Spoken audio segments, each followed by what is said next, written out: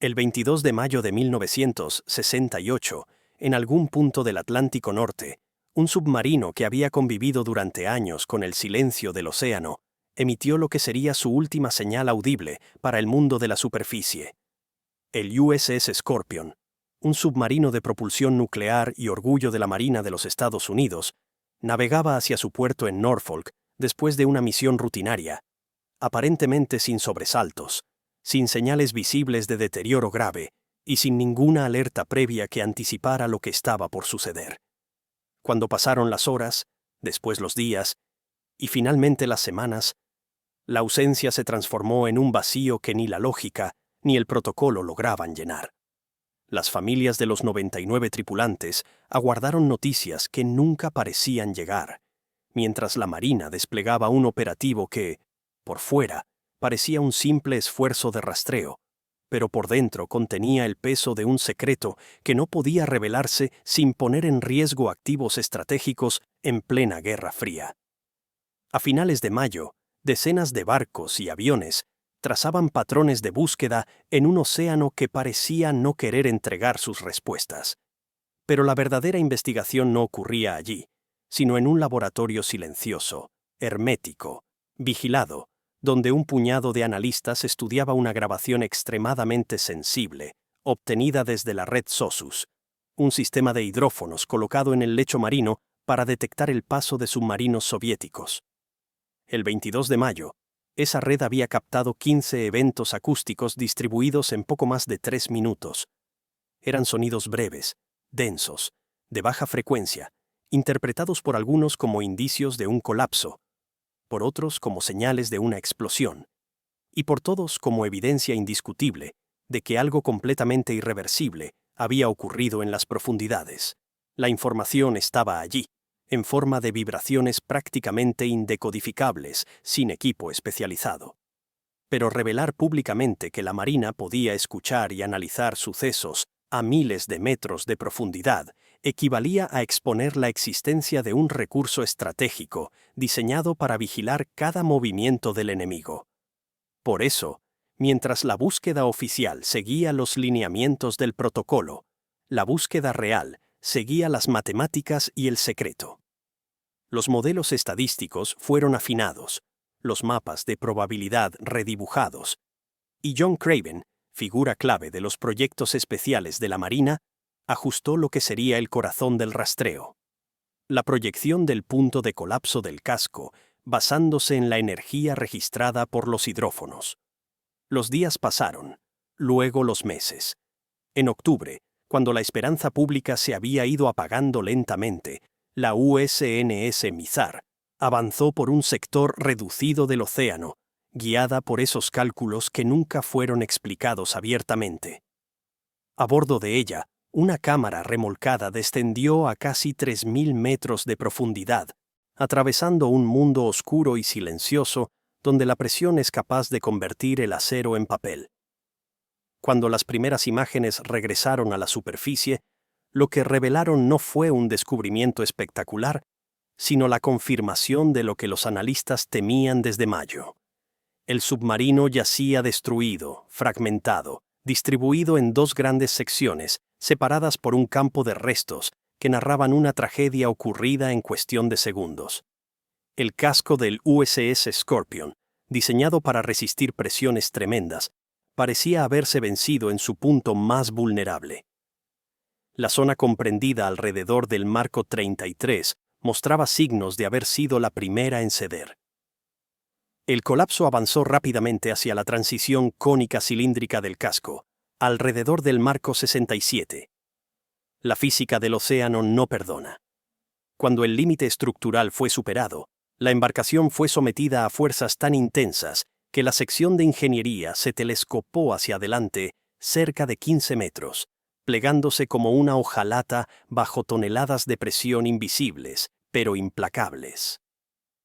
El eje de propulsión se desprendió, no porque hubiera sido expulsado por una explosión, sino porque la estructura a su alrededor se comprimió hasta no encontrar otro camino.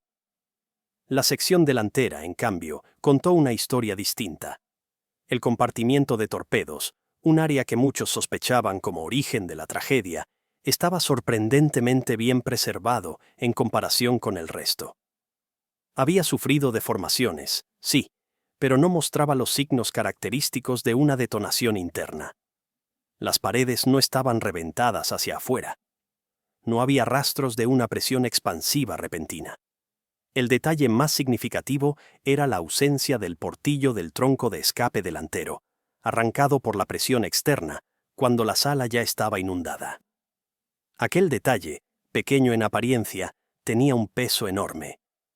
Demostraba que el espacio había igualado presión antes del colapso final, lo que descartaba casi por completo que una explosión en el compartimiento hubiese iniciado el desastre. El análisis forense del casco creó un consenso técnico sólido. El submarino no había sido destruido por una explosión interna ni externa. No había señales de un ataque enemigo. No había marcas de impacto, ni huellas de cargas, ni fracturas típicas de un choque súbito con un objeto externo. Lo que ocurrió fue sencillo en su física, terrible en sus consecuencias. Una entrada de agua no controlada, en algún punto del casco resistente, provocó un aumento de peso que llevó al submarino a descender más allá de su profundidad máxima operativa. Cuando sobrepasó su límite, la presión del océano lo destruyó en milésimas de segundo. La tripulación jamás tuvo la oportunidad de reaccionar. Sin embargo, la causa de esa entrada de agua aún divide a expertos y analistas. Algunas teorías señalan al sistema de eliminación de desechos, un conducto, complejo ubicado en la zona media del submarino, cuya falla podía permitir la entrada directa de agua a los compartimientos.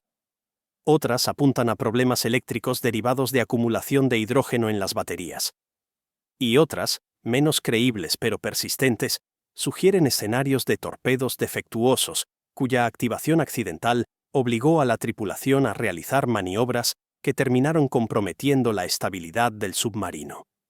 Pero ninguna de esas hipótesis ha logrado abarcar la totalidad del registro acústico ni la información estructural de forma completamente satisfactoria. El caso más insistente es el del torpedo Mark 37, cuya batería tenía antecedentes de sobrecalentamiento. Si una reacción térmica hubiese iniciado un fuego, o incluso un pequeño estallido en su compartimiento, habría podido generar confusión o daños locales. Pero aún así, no explicaría la secuencia de 15 eventos acústicos ni la preservación del compartimiento de torpedos, que habría sido el más afectado. Por otro lado, la teoría de un ataque soviético, tantas veces repetida en círculos de conspiración, simplemente no encaja en ninguna pieza de evidencia concreta. No hay impactos, no hay penetraciones, no hay rastros de fragmentación.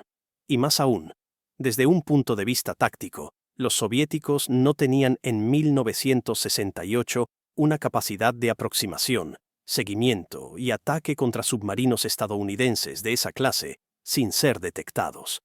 Aún así, las familias de la tripulación, durante décadas, tuvieron que convivir con el peso de múltiples versiones contradictorias, mientras la Marina mantenía ciertos informes en reserva.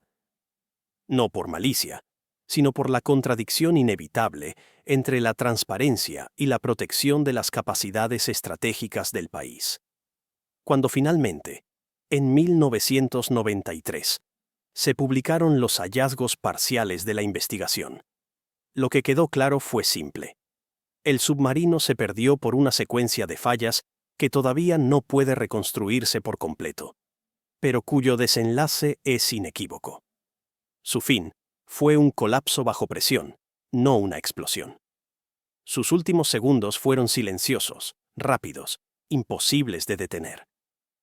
La ubicación exacta del casco, a casi 400 millas náuticas al suroeste de las Azores, permanece protegida. La Marina revisita periódicamente el sitio, no para buscar nuevas respuestas, sino para asegurarse de que el submarino no haya sido perturbado y para monitorear cualquier posible filtración proveniente del reactor nuclear o de los 2 torpedos con carga nuclear que llevaba a bordo. Hasta hoy, las mediciones de uranio no han revelado nada fuera del rango esperado por el polvo nuclear atmosférico, acumulado desde mediados del siglo XX. La historia del USS Scorpion sigue siendo, a pesar de todo, una dualidad permanente. Una parte es el misterio de qué inició la tragedia, y otra es la certeza absoluta de cómo terminó. Un símbolo de vulnerabilidad en el corazón de la Guerra Fría, un recordatorio de que incluso las máquinas diseñadas para resistir lo indecible siguen estando subordinadas a las leyes implacables del océano.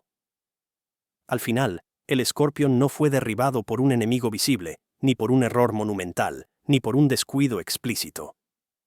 Fue víctima de la combinación más temible en el mundo submarino, un fallo inesperado y el silencio absoluto de la profundidad. A medida que pasaron los años posteriores a la tragedia, lo que quedó del USS Scorpion dejó de ser únicamente un misterio técnico y se transformó también en un punto de reflexión para generaciones enteras de ingenieros, marinos, historiadores y familias que nunca recibieron una respuesta final. Lo que ocurrió en el fondo del Atlántico continuó resonando no solo en los informes archivados, sino también en la memoria colectiva de la Marina submarina, una comunidad donde cada pérdida se siente como una herida compartida. Los documentos que finalmente se liberaron en la década de los 90 narraban hechos puntuales, medidos, redactados con precisión militar, pero debajo de esas páginas había una historia más profunda. El peso psicológico de buscar la verdad en un escenario donde el océano guarda más secretos de los que entrega. Los restos encontrados mostraban una secuencia tan clara como dolorosa. El colapso del casco había ocurrido en cuestión de milisegundos, sin que los tripulantes tuvieran tiempo de comprender que habían pasado el punto sin retorno. Cuando un submarino desciende más allá de su profundidad límite, el acero ya no es suficiente para mantener a raya al océano. La presión crece de forma exponencial, no lineal, y cualquier imperfección, fisura o punto debilitado se convierte en el origen de un colapso que viaja a la velocidad del sonido a lo largo de la estructura. Las simulaciones hechas décadas después demostraron que si el USS Scorpion cruzó su crush depth, ninguno de los marinos habría tenido un instante para reaccionar. Muchos de los expertos involucrados en los estudios posteriores coincidieron en que la muerte habría sido instantánea. Mientras los análisis técnicos continuaban ocupándose de la causa física, otros comenzaron a enfocarse en el contexto histórico. El USS Scorpion era parte de una flota que operaba bajo tensiones constantes. Eran años en los que cada misión podía contener elementos de espionaje, seguimiento, vigilancia y respuesta táctica. Los submarinos estadounidenses y soviéticos jugaban un juego silencioso en el océano, un juego donde la detección equivalía a vulnerabilidad y la vulnerabilidad equivalía a peligro. Cada maniobra, cada transmisión y cada decisión tenía implicaciones geopolíticas más grandes que los propios barcos. En ese ambiente, la pérdida de un submarino nuclear no solo era una tragedia humana, sino un recordatorio inquietante de lo que podría ocurrir si un fallo técnico llegaba en el peor momento posible. Una de las áreas donde se concentró la atención fue en la cultura de mantenimiento y operación de la época. Aunque el USS Scorpion había pasado inspecciones antes de zarpar, algunas fuentes internas señalaban que el submarino arrastraba problemas desde hacía meses. Hubo reportes de vibraciones inusuales, fallas menores en sistemas eléctricos y dificultades recurrentes en componentes hidráulicos. Ninguno de esos fallos era catastrófico por sí mismo, pero una secuencia de fallos menores en el entorno hostil del océano profundo puede transformarse en una cadena fatal. Para los análisis posteriores, la pregunta ya no era únicamente qué falló, sino si el submarino debió haber sido enviado nuevamente al mar sin una revisión más profunda. Ese aspecto, nunca aclarado oficialmente, se transformó en una de las sombras más persistentes del caso. Lo que se encontró en el lecho marino reforzaba muchas de esas inquietudes. El patrón de dispersión de los restos indicaba que el submarino había descendido en una trayectoria relativamente controlada hasta los últimos instantes. Esto sugería que la tripulación pudo haber estado tratando de combatir una entrada de agua, intentando contenerla, aislando compartimientos o tratando de estabilizar la flotabilidad. Pero si el agua entró desde un punto que comunicaba varias zonas internas, el esfuerzo habría sido inútil. El aumento de peso, incluso en pequeñas cantidades, puede alterar la estabilidad del submarino con rapidez. Y si además el sistema de lastre o los controles eléctricos se vieron afectados por la entrada de agua, la capacidad de ascender habría desaparecido casi de inmediato. El escenario más probable para muchos expertos no es un evento explosivo ni un acto hostil, sino una secuencia interna más silenciosa. Una válvula que falla, un sello deteriorado, un sobrecalentamiento que compromete cables, una fuga en un conducto que permite la entrada inicial de agua. En un submarino, tan solo unos pocos litros de agua en un lugar incorrecto pueden afectar sistemas eléctricos críticos. Una bomba que se detiene, un panel que se inunda, un cuadro eléctrico que se corta.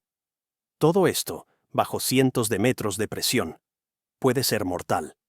Si la entrada de agua fue suficientemente rápida y ocurrió en un compartimiento intermedio, el submarino pudo haber perdido la capacidad de controlar su inclinación y haberse deslizado hacia abajo en un ángulo imposible de corregir. Mientras tanto, el registro acústico captado por SOSUS seguía siendo la pieza más enigmática de todas. Las 15 señales registradas no eran homogéneas, no correspondían a una detonación clara, ni provenían de un único punto. Eran pulsos, crujidos, colapsos estructurales, fragmentaciones. Cada sonido parecía representar un momento diferente del colapso del casco, desde los primeros fallos estructurales hasta la destrucción final. Lo más inquietante para algunos analistas era la cronología. El registro sugería una secuencia sostenida, como si el submarino hubiera estado desmoronándose gradualmente antes de alcanzar el punto donde todo terminó de manera súbita. Esa secuencia dio lugar a interpretaciones que, aunque jamás confirmadas, insinuaban que la tripulación podría haber sido consciente de una emergencia durante varios minutos antes del final. En los años posteriores, a medida que se desclasificaron más documentos, surgió otro elemento importante: la complejidad emocional del caso. Muchos de los familiares de la tripulación expresaron que el mayor dolor no era únicamente la pérdida, sino el silencio que la envolvió durante décadas. Las autoridades no podían compartir detalles por razones estratégicas, pero ese hermetismo alimentó teorías paralelas, algunas razonables, otras improbables.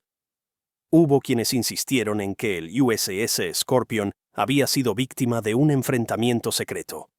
Otros afirmaban que un torpedo defectuoso podría haber armado su dispositivo explosivo sin intervención humana. Y otros, menos informados, buscaban explicaciones místicas o extraordinarias. Lo cierto es que el océano rara vez ofrece historias tan claras como las que la humanidad espera. El caso del Scorpion sigue siendo uno donde los datos explican el final, pero no el principio. En el fondo marino, la escena que revelaron las cámaras era tanto técnica como trágica. El casco aplastado, los paneles deformados, los restos dispersos, todo formaba una narrativa silenciosa sobre los últimos instantes de la nave. La proa, preservada en mayor medida, parecía observar el conjunto como una reliquia de un tiempo detenido. Había escotillas aún reconocibles, fragmentos de tuberías que mantenían su forma, tramos del casco exterior que conservaban parte de su pintura original. Todo lo demás había sido reducido a piezas aplastadas y retorcidas por la presión. Lo más llamativo era la separación limpia entre la sección delantera y la trasera. No había rastros de una fuerza expansiva interna. No había evidencia de que el casco hubiera explotado hacia afuera.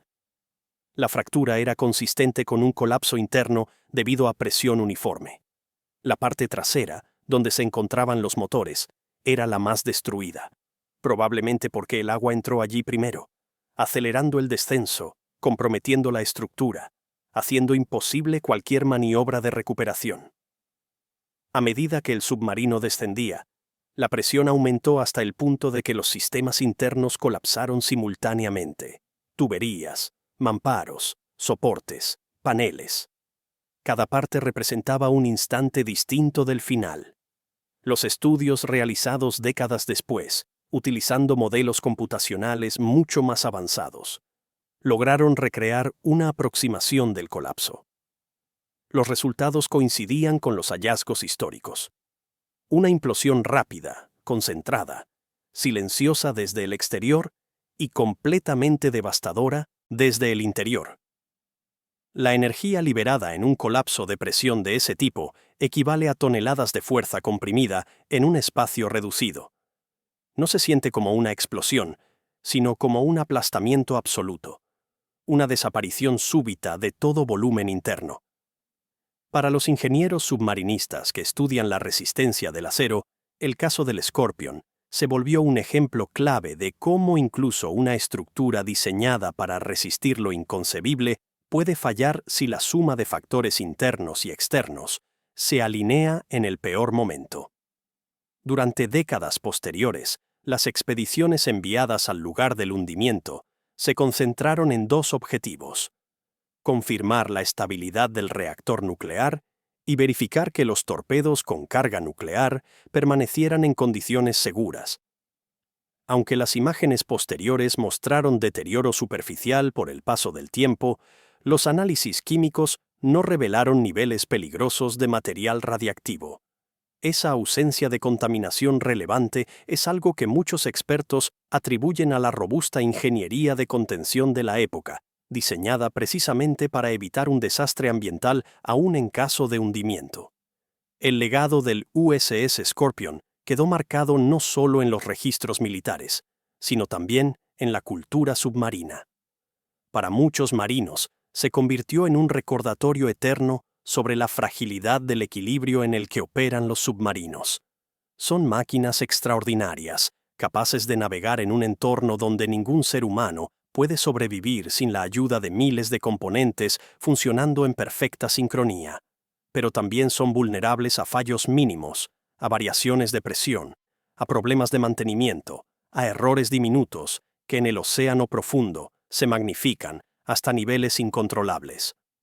El Scorpion, junto con el USS Thresher, se convirtió en símbolo de esas lecciones difíciles. En años recientes, nuevas generaciones de investigadores han revisado el caso con tecnologías modernas, desde análisis holográficos hasta simulaciones hidrodinámicas. Ninguna ha cambiado la conclusión principal. La causa de la implosión sigue siendo incierta, pero la naturaleza del final es indiscutible. Una entrada de agua no controlada inició la secuencia. Un descenso imparable la aceleró.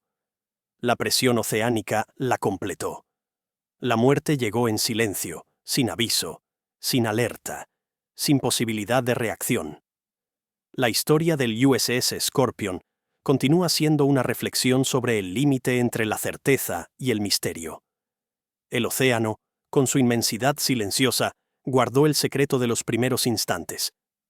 Los analizadores acústicos revelaron la secuencia final.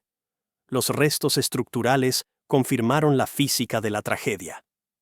Pero el elemento humano, lo que pasó dentro de la embarcación durante los minutos previos, solo vive en la imaginación de quienes estudian el caso. A lo largo de los años, mientras los informes oficiales se revisaban y los documentos antes clasificados comenzaban a filtrarse hacia la luz pública, un aspecto tomó forma lentamente. La vida dentro del USS Scorpion antes de su desaparición no era la vida rutinaria y estable que muchos imaginaron durante décadas. Detrás de la disciplina militar y los registros administrativos, había señales sutiles de desgaste, tensiones ocultas y una mezcla compleja entre la confianza en la tecnología y el reconocimiento silencioso de que cada misión llevaba consigo el riesgo permanente de un fallo irreparable. Los submarinistas de aquella época vivían con una dualidad constante. Por un lado, eran parte de una élite altamente entrenada. Por otro, sabían que su supervivencia dependía de miles de variables que no siempre podían controlar. En conversaciones posteriores con familiares, compañeros de servicio y oficiales retirados, Surgieron relatos que pintaban un ambiente a bordo donde la camaradería era tan fuerte como la presión operativa. El Scorpion, como muchos submarinos de su generación, llevaba consigo pequeños problemas que parecían normales dentro de la rutina naval. Fallas eléctricas intermitentes, ruidos en sistemas hidráulicos, vibraciones que a veces exigían ajustes de emergencia. No eran señales de alarma inmediata, pero sí recordatorios constantes de que la embarcación operaba al límite de sus capacidades, presionada por un contexto geopolítico que no permitía pausas prolongadas. Los submarinistas de esa época estaban acostumbrados a trabajar en un ambiente donde el riesgo era parte natural de la misión. Algunos exmiembros de la flota recuerdan que, antes de partir, el Scorpion había reportado problemas recurrentes en su sistema de propulsión y en varios componentes mecánicos.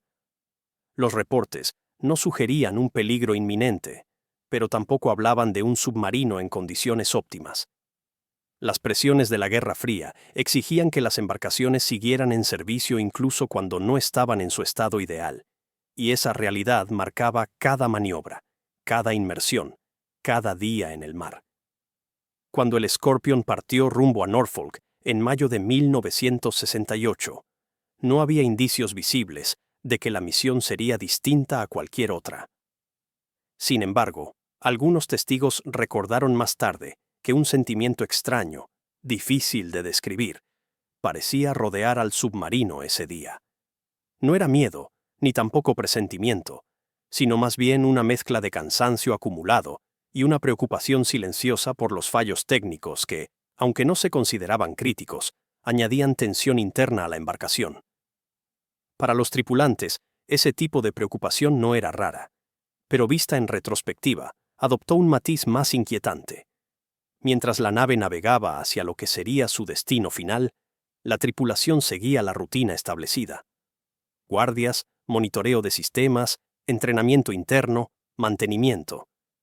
En un submarino nuclear, la vida se organiza alrededor del reloj y de la maquinaria.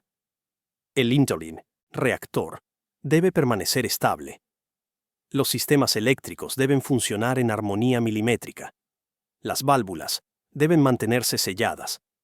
Cualquier alteración mínima puede desencadenar una cadena de consecuencias que, bajo la presión del océano profundo, pueden ser mortales. Esa es la realidad silenciosa de quienes operan bajo el agua. Dependen de un equilibrio perfecto que no siempre responde a los deseos humanos. Años después, cuando los investigadores analizaron cada centímetro de los restos, descubrieron indicios que sugerían que los sistemas internos pudieron haber experimentado problemas antes del colapso final. Algunos paneles mostraban signos de exposición prolongada a humedad antes de la implosión, lo que sugería filtraciones pequeñas pero persistentes. Otros fragmentos indicaban que ciertas válvulas quizás no habían cerrado completamente en los minutos previos al desastre. Nada de eso podía confirmarse con absoluta certeza, pero sí mostraban un patrón. La tragedia no fue un único evento repentino, sino probablemente la culminación de una secuencia lenta, implacable y silenciosa. El análisis acústico del SOSUS, una de las piezas más discutidas del caso, añadió otra capa de complejidad. Los especialistas que estudiaron los 15 eventos registrados notaron que algunos sonidos tenían características compatibles con el movimiento interno de estructuras bajo tensión. No eran detonaciones. No eran choques externos. Eran el lenguaje profundo del acero cediendo bajo una presión que aumentaba sin pausa. Al principio, pequeños crujidos. Luego, fallos estructurales mayores.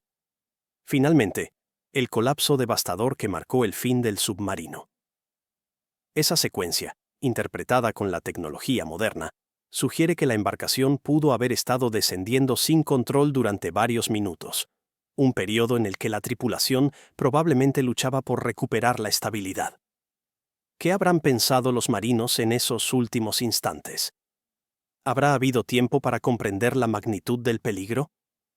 Es imposible saberlo con certeza, pero los expertos submarinistas coinciden en que si la entrada de agua fue súbita, la tripulación habría recibido alertas inmediatas de pérdida de flotabilidad. es probable que el oficial a cargo del control de inmersión ordenara maniobras para detener el descenso. Quizá intentaron alterar la inclinación del submarino para estabilizarlo.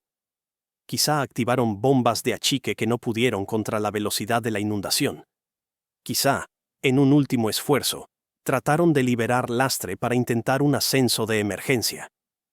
Ninguna de esas acciones pudo haber cambiado el desenlace final si el daño era suficientemente grave.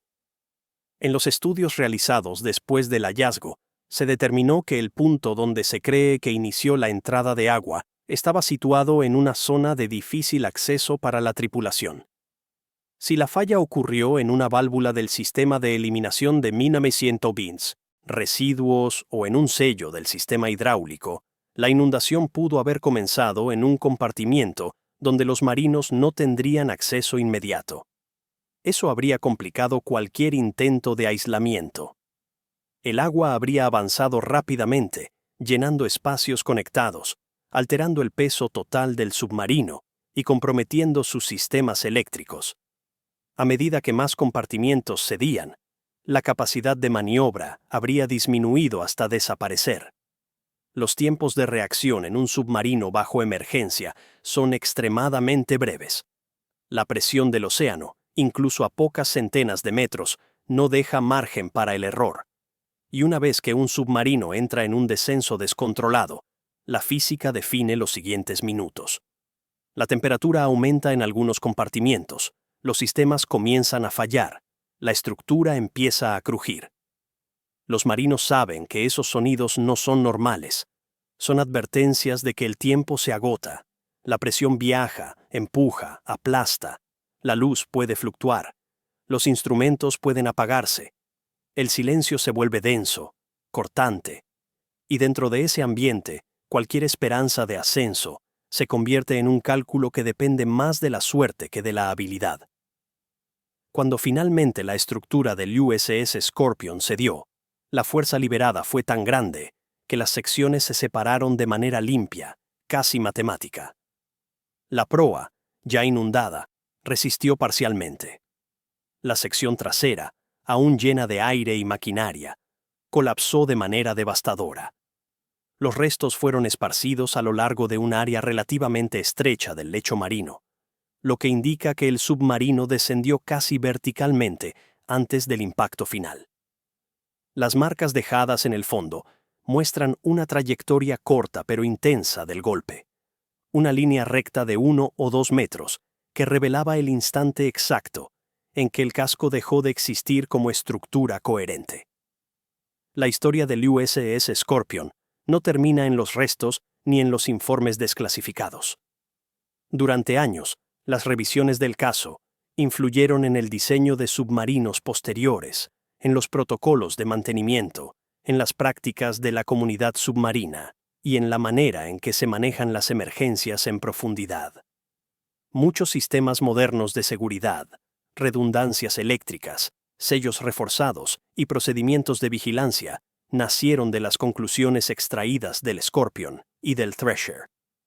De algún modo, ambos submarinos se convirtieron en maestros silenciosos para las generaciones futuras de ingenieros navales. La Marina, por su parte, continuó protegiendo la zona del hundimiento como un sitio de descanso eterno. Cada visita al lugar no es una expedición científica desprovista de emoción.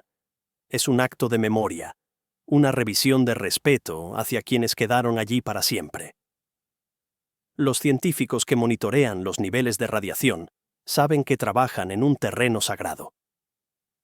Los ingenieros que revisan las imágenes actuales saben que cada fragmento de metal fue parte de la vida cotidiana de los marinos, y aunque la presión y el paso del tiempo han alterado la forma de muchos restos, la presencia del Scorpion permanece intacta en el silencio profundo del Atlántico. Las nuevas tecnologías han permitido realizar modelos digitales más precisos del colapso. Algunas recreaciones muestran el proceso completo de implosión en milésimas de segundo, traduciendo la física invisible en una representación visual. Esas simulaciones han sido fundamentales para entender cómo las variaciones mínimas en densidad, temperatura o presión pueden acelerar el colapso. Pero lo más impactante de esas recreaciones no es la destrucción física, sino la revelación de cómo una estructura que parecía indestructible puede desaparecer de manera tan rápida, tan absoluta, tan silenciosa. El caso del USS Scorpion sigue siendo un recordatorio de que incluso en la era moderna, la naturaleza continúa siendo la fuerza predominante. Ninguna máquina, por sofisticada que sea, puede desafiar indefinidamente al océano profundo. Los submarinos existen en un equilibrio frágil entre resistencia y presión, entre control humano y física innegociable. Cuando ese equilibrio se rompe, el final es inevitable. Pero la búsqueda de respuestas no lo es. Y en ese sentido, el Scorpion continúa generando preguntas medio siglo después de su desaparición.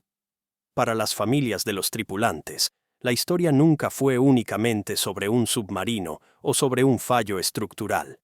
Fue, y sigue siendo, sobre personas, sobre padres, hijos, hermanos y amigos que vivieron sus últimos instantes en un entorno hostil, cumpliendo con un deber que no muchos entienden y que pocos tendrían el valor de asumir. Esos hombres fueron parte de una tradición que exige sacrificio, disciplina y una entrega total a la misión. Y aunque el mar guardó sus cuerpos, sus nombres continúan en monumentos, en placas conmemorativas y en el recuerdo de quienes todavía sienten la ausencia. Con el paso del tiempo, lo que ocurrió en mayo de 1968 se ha convertido en una historia que une ciencia, tragedia, ingeniería, geopolítica, memoria y silencio. Un silencio que no es vacío, sino profundo, lleno de significados, lleno de voces que ya no pueden hablar, pero que siguen presentes a través de las preguntas que dejaron sin responder.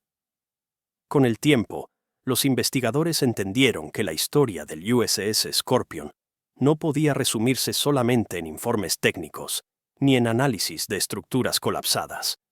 Había un componente humano que daba profundidad al relato, un aspecto que nunca quedó registrado en documentos militares, pero que se manifestaba en cartas enviadas antes de zarpar, en testimonios de compañeros que compartieron misión con la tripulación, y en fragmentos dispersos de conversaciones mantenidas por quienes conocían de cerca la vida en un submarino de la época. Esos testimonios, aunque no explican la causa técnica de la tragedia, sí revelan cómo era existir dentro de un mundo donde el acero separa la vida de la muerte en apenas unos centímetros de grosor. La tripulación del Scorpion, como la de cualquier submarino submarinista de su tiempo, estaba compuesta por hombres jóvenes, disciplinados, entrenados para enfrentar la oscuridad total del océano. Muchos tenían entre 20 y 30 años, algunos casados, otros comprometidos, otros apenas comenzando su carrera naval. Para ellos, la misión era parte natural del deber.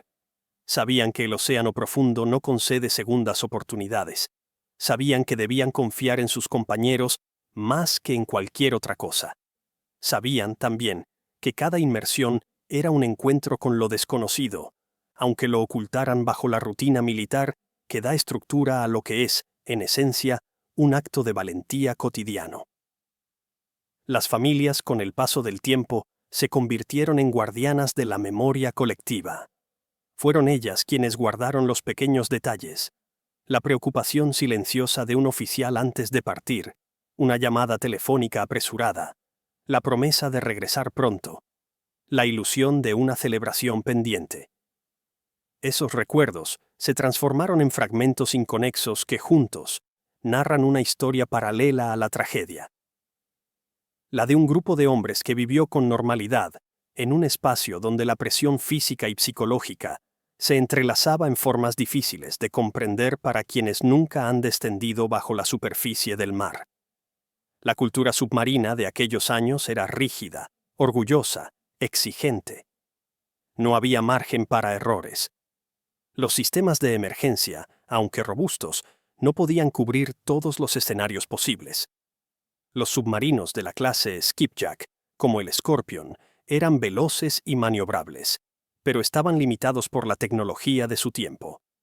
La redundancia de sistemas era menor que en generaciones posteriores. Los sensores eran menos precisos. La comunicación con la superficie era limitada. La automatización era reducida. Esto significa que cualquier fallo requería una intervención directa e inmediata de la tripulación. Una válvula defectuosa no era un simple problema técnico. Era una batalla contra un océano dispuesto a devorar la embarcación. Esa realidad se volvía más evidente cuando se analizaban los registros de mantenimiento del Scorpion. Algunos documentos, liberados después de una larga presión pública, mostraron que varios sistemas habían sido clasificados como operacionales, pero no óptimos. No se trataba de fallas críticas, pero sí de señales que sugerían un desgaste más acelerado del esperado. Pequeñas fugas, fluctuaciones eléctricas, sensores que ocasionalmente requerían recalibración. Esos problemas, acumulados, pudieron haber creado la combinación exacta de circunstancias que desencadenó el desastre. Una parte de los investigadores navales de la época, y también de los contemporáneos, centró su atención en el EI, Sistema de Eliminación de Desechos, un conducto conectado directamente al exterior del submarino. Si esa pieza fallaba, el agua podía entrar con una fuerza que haría imposible cualquier intento de contención. Algunos análisis posteriores encontraron que en otros submarinos de la misma clase, la válvula del sistema había presentado corrosión o pérdidas bajo ciertas condiciones de presión. Si algo similar ocurrió en el Scorpion, la secuencia inicial del desastre pudo haber comenzado sin generar una alarma evidente, permitiendo que el agua se filtrara de manera progresiva hasta que la situación se volvió incontrolable. La dinámica interna de un submarino bajo inundación es particularmente peligrosa. A medida que entra agua en un compartimiento, la inclinación del submarino puede alterarse. Si el agua se acumula en la parte baja, el barco se inclina hacia adelante o hacia atrás, dependiendo del lugar de la filtración. Esto afecta la maniobrabilidad y puede provocar que la embarcación entre en un ángulo que acelera su descenso. Si el sistema de lastre no puede compensar el aumento de peso, el submarino se vuelve más pesado que el agua que lo rodea, iniciando un descenso que solo puede detenerse si se logra expulsar suficiente aire o sellar la filtración a tiempo. Los expertos que estudiaron el registro acústico sospechan que eso fue exactamente lo que ocurrió. Un proceso gradual de pérdida de flotabilidad seguido por un aumento en la velocidad de descenso.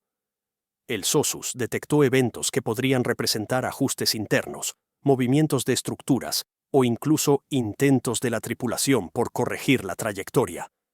Pero una vez que el submarino pasó cierto punto, la presión se convirtió en un enemigo insuperable. La velocidad del descenso aumentó, la estructura comenzó a tensarse, y los sonidos registrados reflejan cómo el casco se fue debilitando antes de ceder por completo. Más allá de la explicación técnica, la tragedia del Scorpion comenzó a adquirir un carácter simbólico.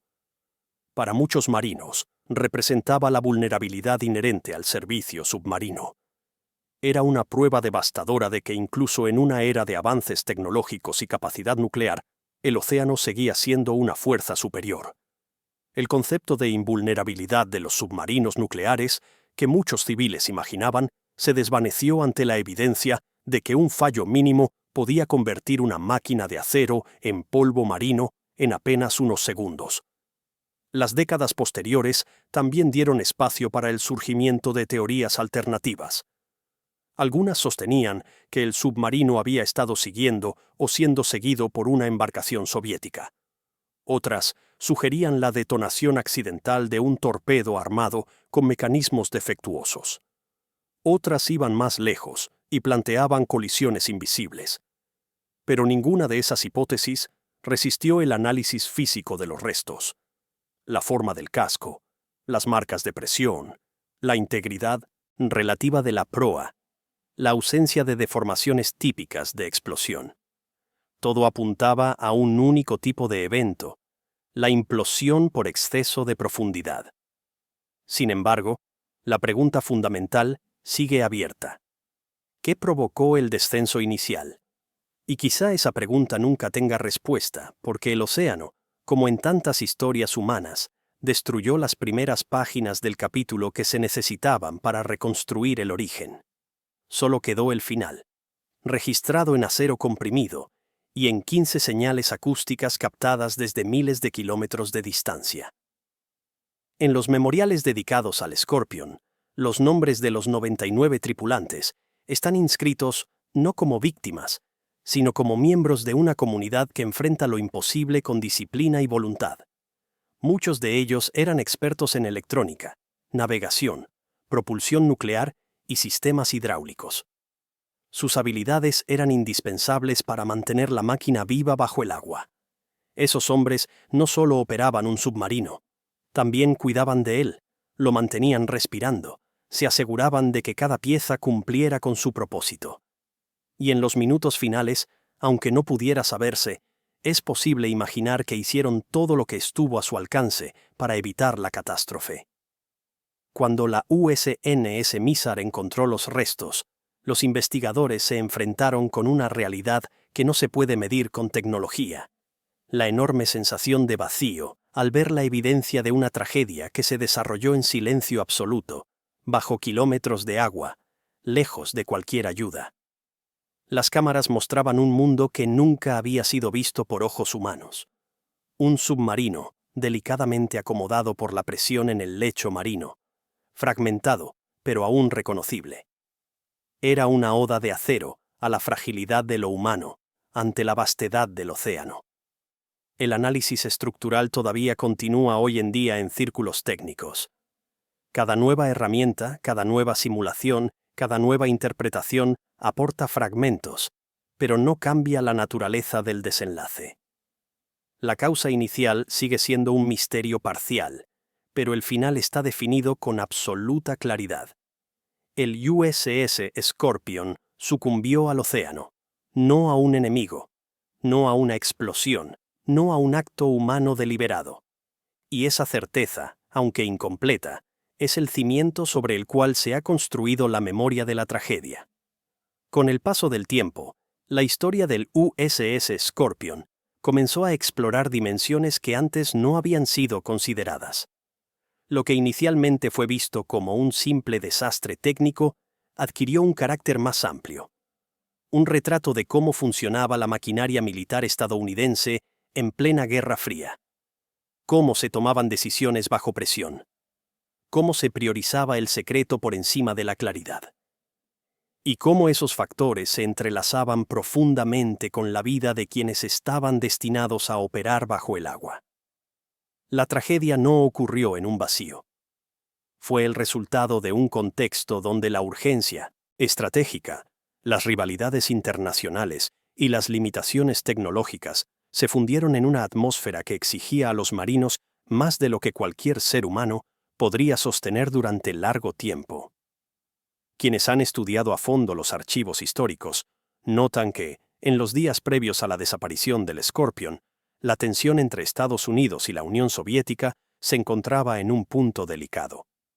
Submarinos de ambos lados patrullaban el Atlántico como piezas móviles de un tablero de ajedrez silencioso. La vigilancia acústica era intensa. Los movimientos eran medidos. Cualquier patrón inusual podía interpretarse como un acto hostil. Ese ambiente de sospecha permanente moldeaba no solo la política exterior, sino también la cultura interna de las tripulaciones. Vivir en un submarino en esos tiempos significaba ser partícipe de una guerra que rara vez se veía, pero que siempre se sentía. La mentalidad a bordo del Scorpion estaba influenciada por esa presión estratégica. A diferencia de los buques de superficie, un submarino opera prácticamente aislado del mundo durante gran parte de su misión. La comunicación es limitada, retrasada y filtrada. Los marinos aprenden a desconectarse del tiempo externo, a vivir en ciclos artificiales, a medir su vida en turnos de guardia, sonidos de maquinaria, repasos de listas de verificación y decisiones que deben tomarse con calma, incluso cuando el sistema más mínimo emite un ruido diferente al usual. Ese estado constante de alerta razonada modela la psicología de los submarinistas de un modo que pocas personas fuera de ese ámbito pueden comprender plenamente. Los relatos recopilados de ex-submarinistas de la misma época ofrecen una visión más íntima de cómo funcionaba una tripulación en situaciones de emergencia. Todos coinciden en que, aunque el entrenamiento prepara para casi todo, el océano tiene maneras de presentarse que nunca terminan de revelarse por completo. A veces, un simple cambio en la densidad del agua altera la forma en que un submarino responde a los controles. En otras ocasiones, la vibración inesperada en un eje puede inducir miedo, no por lo que está ocurriendo en ese instante, sino por lo que podría ocurrir en los minutos siguientes si la anomalía crece. La tripulación del Scorpion, sin duda, había experimentado decenas de situaciones de incertidumbre antes de mayo de 1968, pero ninguna comparable con lo que les esperaba en sus últimos instantes. La investigación posterior, al intentar reconstruir esos momentos finales, también se vio obligada a considerar la dimensión humana del desastre. Aunque ningún registro directo sobrevivió a la implosión, los expertos han planteado posibles escenarios basados en la lógica operativa del submarino. Si los primeros indicios de entrada de agua se manifestaron en forma de ruidos anómalos, descenso inesperado o anomalías en los sistemas eléctricos, los oficiales a cargo habrían comenzado inmediatamente un análisis rápido para determinar la causa. Los submarinistas entrenados desarrollan una especie de intuición técnica. Pueden identificar la naturaleza de un fallo por la vibración que sienten en el piso, por la manera en que una luz parpadea, por el tono de un motor que cambia apenas unos hercios. Si la inundación avanzó hacia áreas donde se encontraban paneles eléctricos esenciales, es probable que algunas luces de control hayan fallado abruptamente.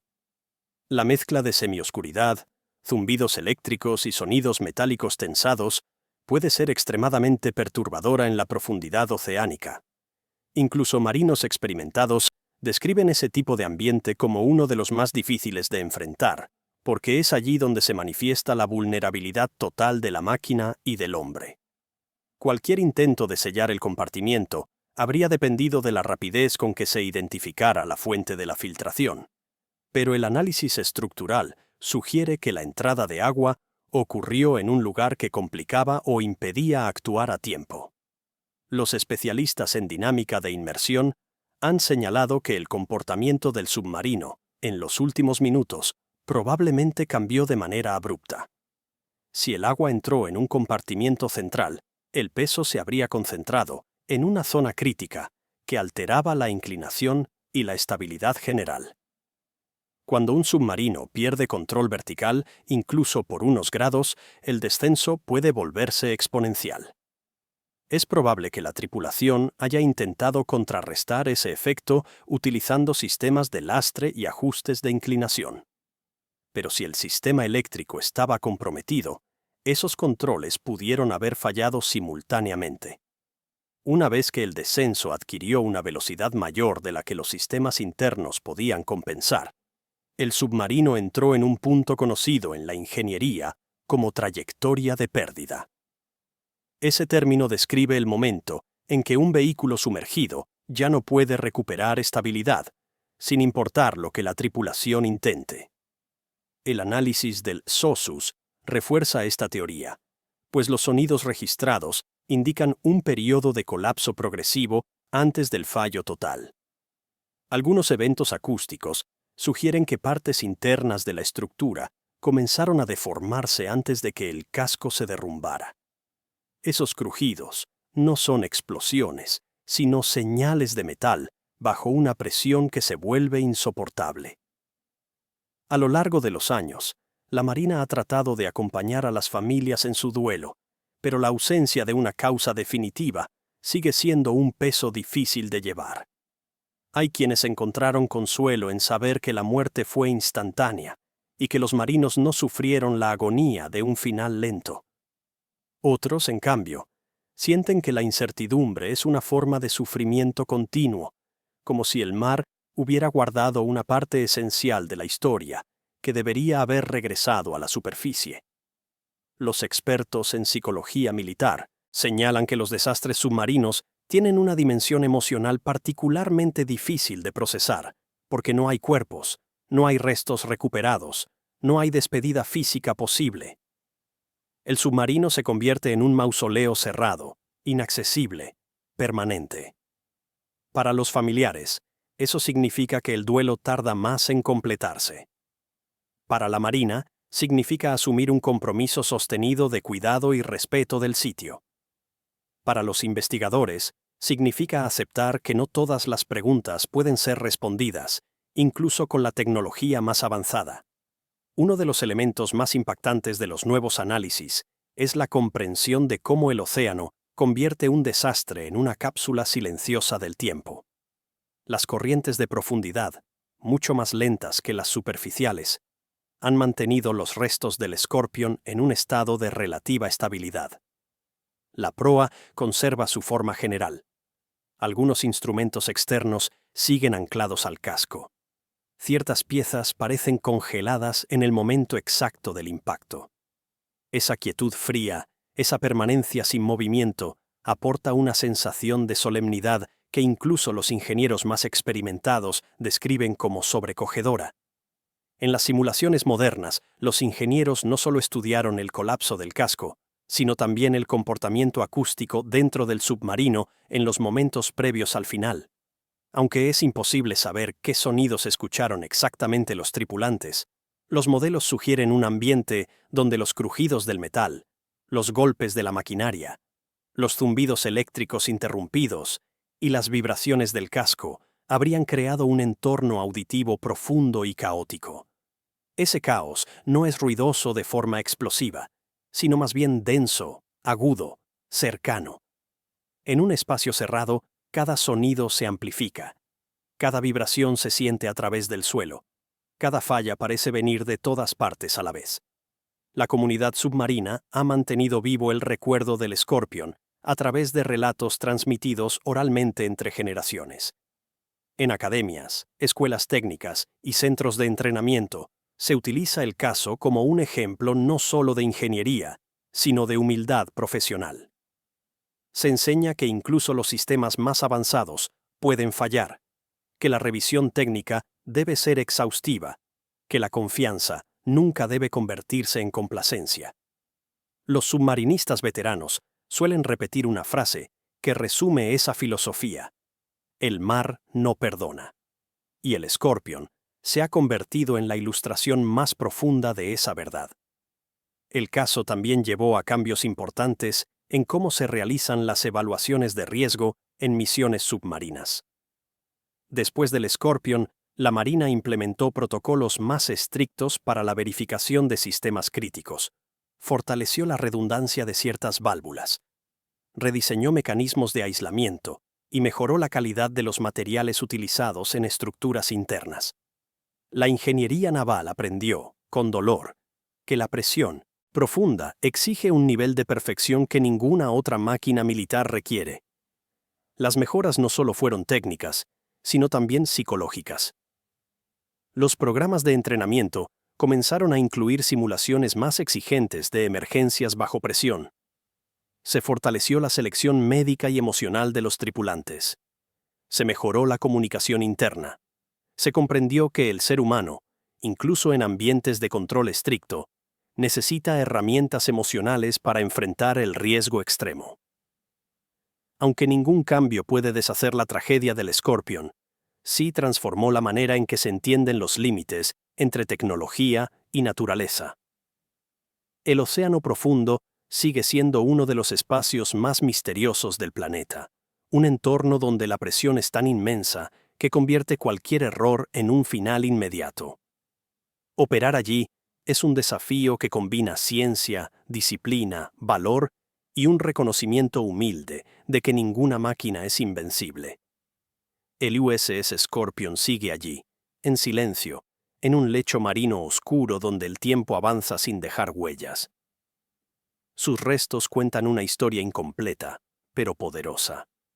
Una historia de valentía, de misterio, de ingeniería y de memoria. Una historia que recuerda que, incluso en la era nuclear, el mar mantiene su supremacía.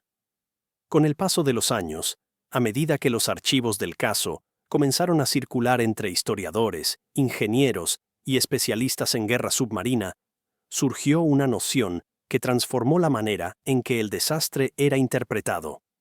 El Scorpion no solo fue una pérdida aislada, sino también un espejo de la época, un reflejo fiel de un mundo atrapado entre el vertiginoso avance tecnológico y las limitaciones humanas.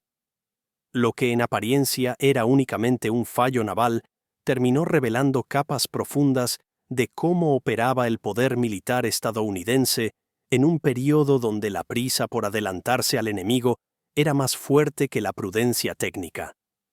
En ese contexto, las misiones submarinas se habían vuelto más frecuentes, más arriesgadas y más exigentes. Cada salida al mar era una oportunidad de recopilación de inteligencia, seguimiento acústico, observación táctica y despliegue estratégico. Los submarinos no navegaban únicamente por protocolos rutinarios. Navegaban dentro de una guerra silenciosa que nunca fue declarada abiertamente, pero que definía cada maniobra. Las tripulaciones lo sabían. Sabían que cada sonido desconocido podía ser una amenaza. Sabían que cada transmisión podía ser interceptada. Sabían que cualquier anomalía, por mínima que fuese, tenía el potencial de transformarse en un punto de no retorno. El Scorpion formaba parte de esa lógica. Su misión previa había incluido seguimiento a embarcaciones soviéticas. Aunque muchos detalles permanecen clasificados, los registros desclasificados sugieren que la tripulación operó bajo un nivel de tensión superior al habitual. Algunos oficiales retirados mencionaron que las rutas asignadas al Scorpion eran particularmente sensibles, situadas en áreas donde la Unión Soviética tenía presencia activa. Eso significaba que el submarino debía operar en silencio máximo, sin margen para maniobras que pudieran delatar su presencia. En esas circunstancias, cualquier fallo técnico era aún más delicado, pues no solo comprometía la seguridad del barco, sino también su invisibilidad. Las investigaciones más recientes han sugerido que parte del desgaste acumulado del Scorpion pudo haber sido consecuencia indirecta de estas misiones intensas. La maquinaria interna, constantemente exigida para mantener velocidades adecuadas o para realizar cambios abruptos de profundidad, podía haber sufrido tensiones que no quedaron registradas oficialmente. Incluso pequeñas alteraciones en la alineación del eje de propulsión podían generar vibraciones que, con el tiempo, debilitaban estructuras que ya se encontraban al límite. El testimonio de un suboficial que había navegado anteriormente en el Scorpion reveló un detalle inquietante. Semanas antes de su última misión, el submarino había presentado una vibración anormal en la sección de ingeniería. Aunque fue revisado y aparentemente corregido, la naturaleza recurrente del problema sugería que había un desgaste mayor en algún punto del sistema de propulsión. Este tipo de vibración, aunque aparentemente manejable, podía transmitir tensiones inesperadas a componentes críticos, especialmente si el submarino necesitaba realizar descensos o ascensos rápidos durante misiones estratégicas. La ingeniería naval moderna comprende que incluso fallos minúsculos pueden amplificarse bajo las condiciones extremas del océano profundo. Una junta imperceptiblemente desgastada puede permitir la entrada de agua. Un cable ligeramente corroído puede fallar al activarse una válvula de emergencia. Un tubo con un punto de corrosión puede romperse al incrementar la presión. Los submarinos viven al límite de la física. Están diseñados para mantener a raya un entorno que busca aplastarlos con la fuerza de decenas de miles de toneladas. La menor grieta en esa barrera es suficiente para revertir el equilibrio. Cuando los ingenieros estudiaron el material recuperado del Scorpion y compararon su estado con el de otros submarinos similares, encontraron un patrón. Las zonas más afectadas eran aquellas expuestas al estrés permanente de la operación diaria. No eran fallos evidentes desde la superficie, sino cicatrices acumuladas a lo largo de cientos de maniobras. Ese tipo de deterioro solo puede entenderse cuando se contempla la vida completa de un submarino, no solo su última misión. Y en ese análisis amplio, el Scorpion muestra señales de haber cargado un peso técnico que quizá no fue totalmente reconocido en su momento. Mientras tanto, la US Navy continuaba monitoreando el lugar del hundimiento. Las inmersiones realizadas décadas después mostraron que la destrucción del casco seguía una lógica física clara, pero también revelaban que el entorno marino había aceptado los restos como parte de su propio paisaje. La proa, todavía distinguible, se encontraba parcialmente cubierta por sedimentos. La sección trasera, más fragmentada, era casi irreconocible, transformada en una colección de láminas comprimidas de acero que parecían parte del terreno. Algunos elementos, como los soportes internos o las bases de los sistemas hidráulicos, permanecían anclados al fondo, aunque sin forma clara. Una observación recurrente de quienes han estudiado las imágenes más recientes es la aparente serenidad del sitio. No hay huellas de disturbio, no hay corrientes fuertes que hayan desplazado los restos, no hay acumulaciones masivas de vida marina alterando la escena. Es un lugar quieto, casi suspendido en el tiempo, donde el silencio es absoluto. Un silencio que se vuelve aún más significativo cuando se comprende que en ese mismo espacio, hace más de medio siglo, ocurrió un evento que liberó una fuerza destructiva, comparable a una implosión de energía colosal. Los investigadores que han tenido acceso a la zona describen una sensación particular al observar los restos del Scorpion. No es miedo, ni curiosidad, ni siquiera tristeza en el sentido convencional. Es una mezcla de respeto profundo y comprensión de la pequeñez humana ante el poder del océano. Allí, en ese punto exacto del Atlántico, las leyes físicas hicieron valer su supremacía de manera definitiva. Ninguna tecnología del mundo podría haber salvado al submarino una vez que comenzó su descenso final. Y ese reconocimiento, para muchos expertos, es lo que hace que el estudio del Scorpion sea tan complejo y a la vez tan imprescindible. Con los años, la narrativa pública alrededor del Scorpion también se fue transformando. Lo que inicialmente se percibió como un misterio casi impenetrable, se convirtió gradualmente en un caso estudiado desde múltiples enfoques: ingeniería, geopolítica, psicología militar, análisis forense submarino, ética estratégica. Cada uno aportó una pieza distinta del rompecabezas. Pero incluso sumando todas esas piezas, el resultado final seguía siendo incompleto. La causa exacta del evento inicial, aquello que desencadenó el descenso, sigue siendo un espacio vacío en el centro de la historia, un punto que ningún documento ni análisis puede llenar completamente. Esa incertidumbre ha inspirado múltiples esfuerzos académicos para intentar comprender lo incomprensible. Algunos investigadores han dedicado años enteros a estudiar fallos similares en otros submarinos. Otros han desarrollado modelos avanzados que simulan el comportamiento de cascos bajo estrés extremo.